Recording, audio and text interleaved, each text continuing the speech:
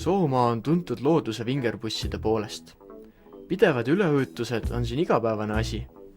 Inimene on seda ala asustanud aga kõigest hoolimata juba aastasadu ja õppinud raskustega oma käe peal hakkama saama. Mis võiks olla suurve ajal parim liikumisvahend kui ühepulootsik? Hea ja sõidukindla haabja valmistamisel on väga oluline õige puuvalik. Siit samast, Tammetalu metsast olemegi leidnud selleks sobiva.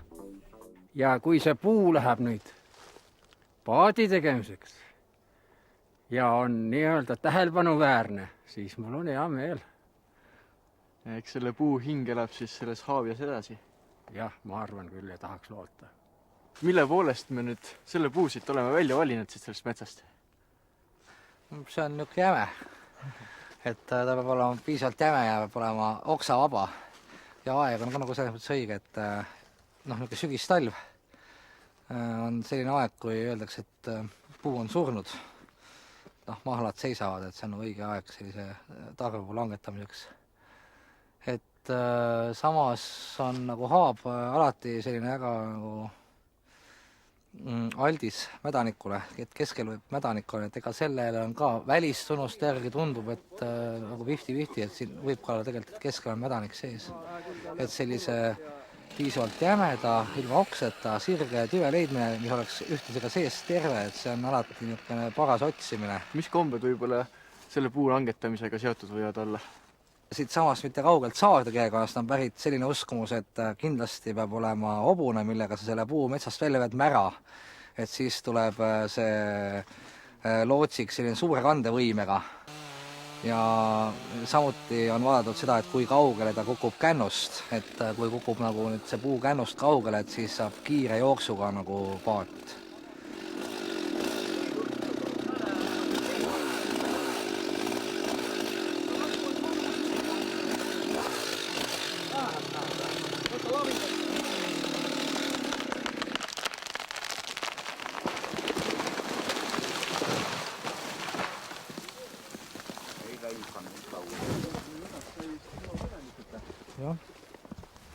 Päris ilus ja hea. Meda ta ei ole igal juhul, jah? Teisel võtsime ka umbes meetri maha veel niimoodi. Aga kännust oleks võinud kaugemale kukkuda, jah? Ai, sa kuramus, jah, kas sa näed, kus näru? Puu langetamine on alati keerukas. Üks ainus pragu võib palgi ära rikkuda ja nii saab haabi asemel vaid riidatäie küttepuid. Tuleks võtta nagu kuuene või natuke rohkem siis selline pakk, vaata ka teine otsaga ja siis ta tuleb metsas ära viia, jah. Kuidas siin Eesti metsades nende haabadega siis on üldse? Jagub neid ka? Või hakkavad kõigist juba haabjad saama? Tundub, et üleküpsinud metsasid, nagu neid on ikka veel, et metsi, kus sellised üksikud kõrged haavad on nagu muu metsa sees, nagu siin on enamasti on ju kuusk ja lepp ja et neid tegelikult nii vähe polegi. Millal siia siis saab varsti sisse istuda? Millal ta vee peale peaks jõudma? Ma arvan, et nüüd talvel nagu siin suureks ehituseks ei lähe, et pigem vast kevadel. Ja kui ta siis saaks siin kuskil poole aasta pärast suvisel pööripäeval ära laotatud, siis võib-olla sügisel juba saab tegelikult kalale ka minna. Et see on nagu niisugune kõige optimistlikum ja kõige kiirem tööplaan. Kõigest hoolimata igast palgist alati haabjat ei saa. Hea peremees on sobivatele puudele juba varakult silma peale pannud. Et see puu on siin nüüd maha võetud ja ta on ka sees täitsa terve, aga esimene puu tundus parem. See on nagu niisugune muna ja kujuga, et tegelikult võiks ta niisugune ümargune olla, ühtlane ümarik. Et eks neis, seda saab muidugi ka siit otsast natuke lühemaks teha veel, et võib-olla kui teda keerata, siis saab valida siin mingi küljega välja põhjaks. Ja siit see asi alguse sai, saagisime siin metsa ja lasime selle puu maha ja tuli kohe mõte, et terve võrdlemisi ja rääkisime oma metsa ülemale. Ja see siis leidis Pärnumaalt üles asjast huvitatu, helistasime talle ja nüüd ongi siis tõenäoliselt üks paadi hakatus käes.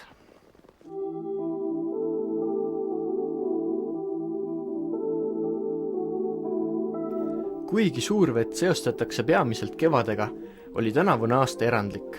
Isegi detsembri alguses võis üleujutatud luhtadele kanuuretkele minna. Kuidas selle veega siis oli nüüd eelmisel nädalal siin Kuusekääral? No praegu oleme me täiesti siin Kuivamaa lapi peal, aga siin taamal paistab üks puukänd, nii et see känd oli täpselt vee sees. Nii et praegu on ikkagi langust juba, varsti saab meeter ära, aga langeda on veel küll, nii et 1,5 meetrit on ikkagi jõgi praegu veel normist suurem kõvasti.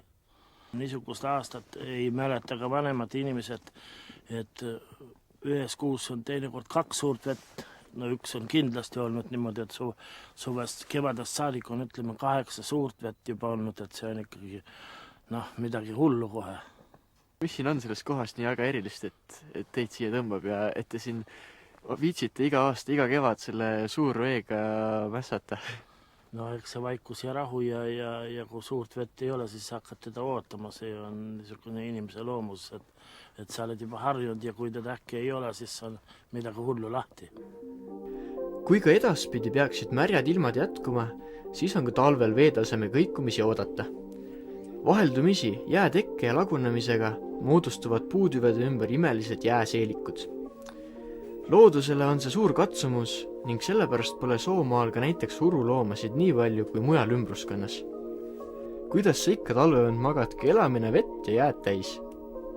Suured veed on erinevad just selles suhtes, eks ta loomariigil ole talvine palju hullem, sellepärast et talvel on siuke sitke ja kõva jää, mis lõhub loomadel jalgu ja kõike. Aga kevadine jää, see on juba pehme ja see on hoopis teistmoodi, nii et talvine on ikkagi palju karmim. See aasta on olnud kummaline ja see talv tuleb ka kummaline veel. Sellepärast, et õiget talvet mina ei paku üldse, mul on ju kõik üles kirjutatud, et aasta 92 sügis, 93 talv hakkab kokku langema. See on niimoodi, et tollel aastal ka kogu aeg sügis poole talve varesed tegid häält ja lõugasid, aga metsas ikkagi vares süda talvel nagu peab täiesti hääletult lendama ja niimoodi ta on olemas, aga ta ei tohi häält teha. Aga tänu aasta sügisotsa on ka varesed väga aktiivsed olnud. Ja muidugi teine asi on, et vihmauss on siin praegu meil täitsa lume all. Et ega seda külma siin midagi loota ei ole, aga ta tsüklid muidugi tükivad kordama. Üldse siis olid paljud aastad järjest väga soojad talvet. Kuna on oodata pehmet talve, siis on lootust aastaringselt Haabiaga liikuda. Vanasti oli igas külas oma oskajad käsitöömeistrid, kes haabia valmistamise kunsti paremini valdasid. Teadmisi jagati isalt pojale ning oskajad mehed olid tuntud ka kaugemates külades. Jaan Rahumaa oli viimane mees, kes jõudis Soomaal veel järeltulijatele seda vana kunsti õpetada. Soomaal on tegelikult viimane piirkond Eestis, kus kohas neid haabiad niimoodi ka tänapäeval ehitatakse ja veel hiljuti on olnud siin ka vanemaid inimesi, vanemaid mehi, meistrid, kes seda on teinud ja õpetanud laagrites, kes sellistes haabialaagrites, kus saab tulla ja asja omale selgeks teha. Enam nagu selliseid mehi nagu polegi, keda võiks nagu meistriteks nimetada. Aga sees on nagu hulga huvilisi, kes selle 5 aasta jooksul nendel laagrites said asjast aimu ja said esimesed oskused, said hulgasid teadmisi, nagu ma isegi. Ja kes nagu siis iga suvi natukene nagu neid ehitavad. Sellise tarbekaubana või olulise nagu liikumisvahendina on see haabes nagu oma mõtte nagu kindlasti kaotanud, aga seda enam on ta nagu atraktiivne selline kultuurinähtus või siis selline Soomaale iseloomulik liikumisvahend.